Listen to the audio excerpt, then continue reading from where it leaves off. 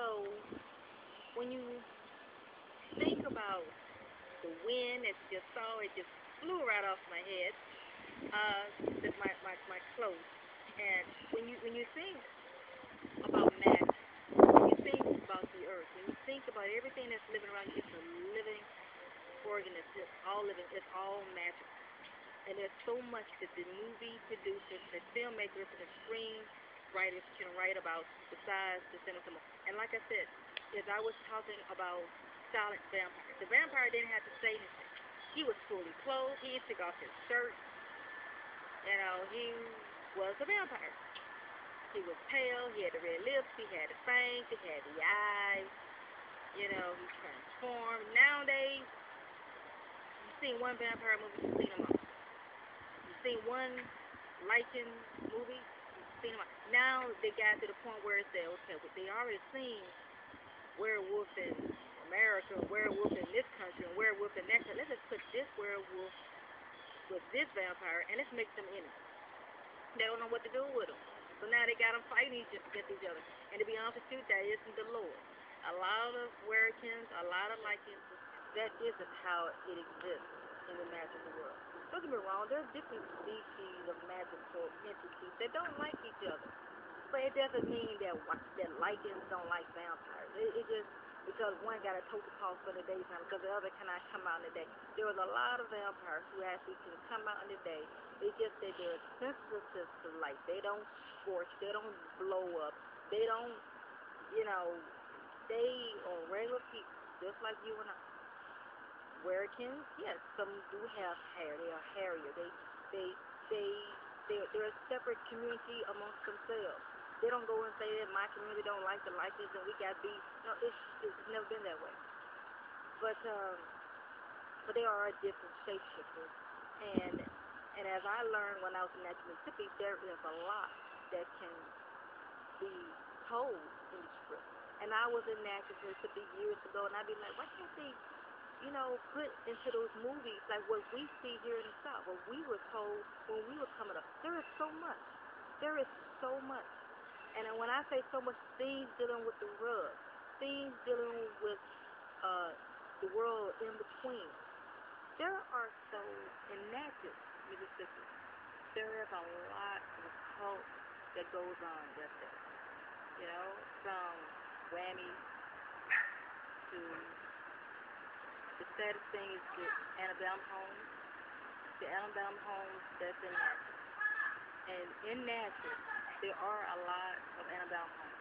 And a lot of slaves have died on those trees. They've been lynched with. There's a such thing they call it the whipping post. And that's exactly what was going on back in those days of slavery. And all those souls of people is unrest. But with all those souls with unrest, that is what we get as supernatural. That's what we get as horror films. Because when people that's not normal, people not used to the norm, or the normal way of life, by saying, oh, they spirits, they can't do no harm.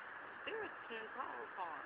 And I don't understand why you see a lot of skeptics on TV. They call them hunters or whatever, and they supposed to go out and somebody got a haunted house, and the whole reason why they go in there is to be bonkers, to say it's all in your head.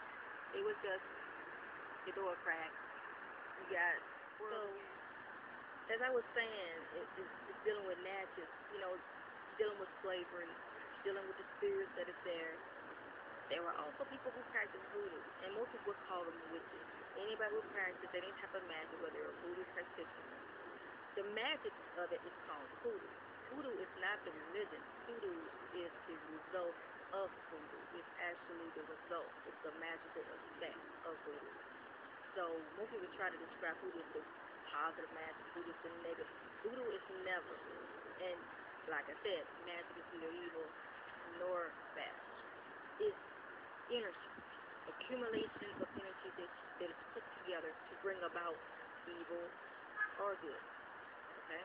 It's the will of the practitioner, it's the will of the witch, or it's the will of the person to direct it either evil or good. A lot of things that the horror film directors try to do, as soon as somebody has power, they're evil. And if there are evil, which I do not like, if they do have power, you gotta renounce it. You gotta go to the ocean or somewhere and dump off your. So when you think about magic, how somebody can just toss it away because they think that it's evil, or they think that a child is evil and they gotta do something to let the child do away with their magic because magic is evil. No. Beauty is in the eye of the beholder. Evil is in the eye of the beholder. Okay? And that is something about witches, practitioners, occultists. It's all under the same label. Even as a pagan, there are different paths being a pagan. Just like there's different paths for sects or religious communities in the Christian community. Like you got the Catholics, you got the Baptists, you got the evangelists, and so on and so forth. Well, in the pagan community, there's different branches of us too. Okay? There are the RHP and the LHP. And a witch can fall in either category. Okay? RHP stands for right hand. LHP stands for left hand side. Okay? When you are doing your magic, and when you're trying to write that, so with the witches, it can fall into those categories. Now, there are dark witches, black witches, however you want to call them. They go by different colors. They want to talk about their red or purple, white witch. There's no such thing. I know what they're saying. The magic they practice is good, okay? But don't get it twisted. Don't get it wrong. They will do evil if they so choose to as well. It's just that they're saying mainly this is what they do. When horror directors and film writers, when they make movies about witches, pagans that practice magic, it is so off the wall. It's funny, but it's misrepresenting us. So there's many different communities of us. It's kind of very bad where that, a person who is a different faith, they can wear their crosses and crucifixes. Now, a lot of people like myself, well, you want to wear your pentagram, whether it's inverted or upright, that person so choose, but yet somehow they feel like, should I wear it?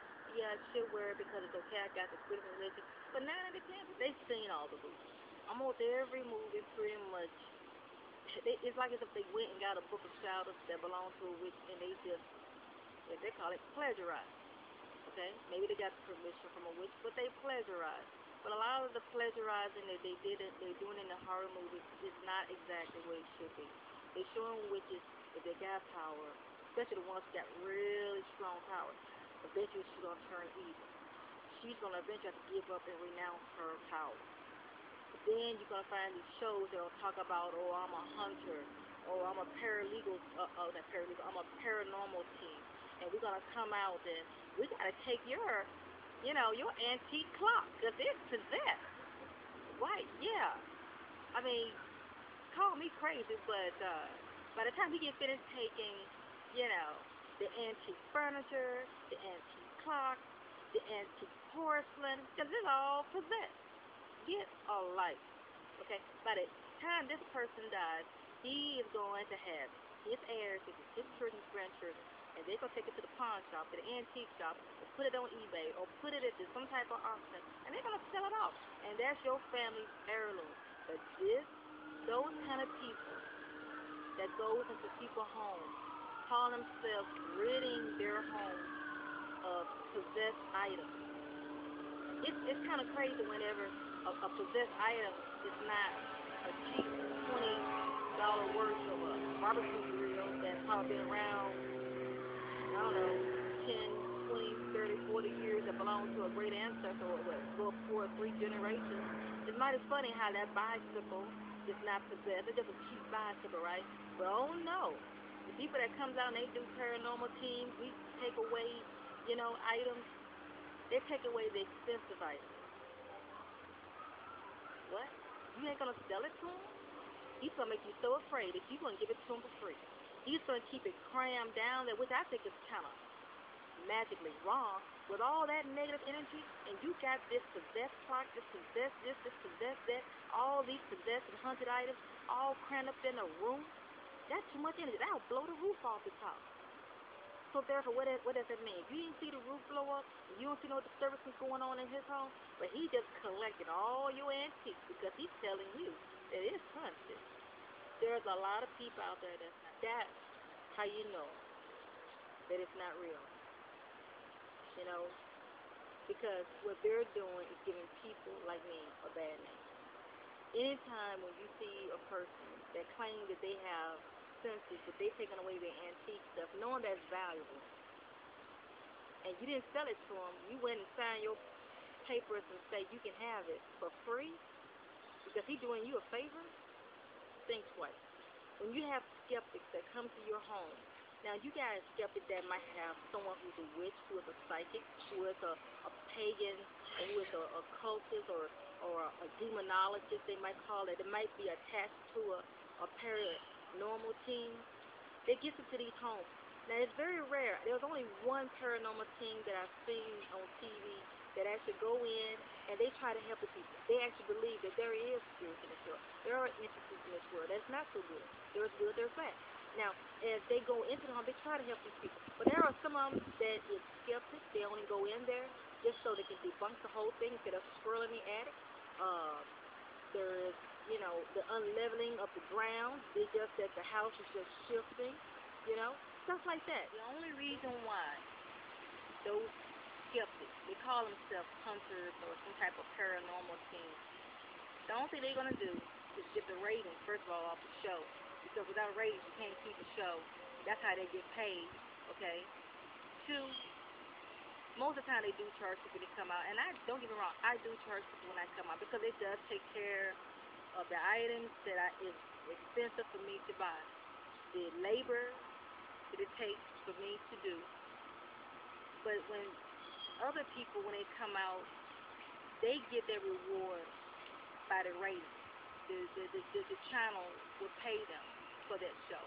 They would then copy that episode and put it on their website so they can sell other items, or they got sponsors or webmasters that's attached to their website so they can sell things, or different affiliates that's attached to their website so they can sell their little product. They're getting something out of it, even though they say that they don't charge you for it. And I think that a person should be charged if you want someone to come out to see what is going on in your home. It's no different than when someone charges you for your body to see that you are healthy, such as a doctor.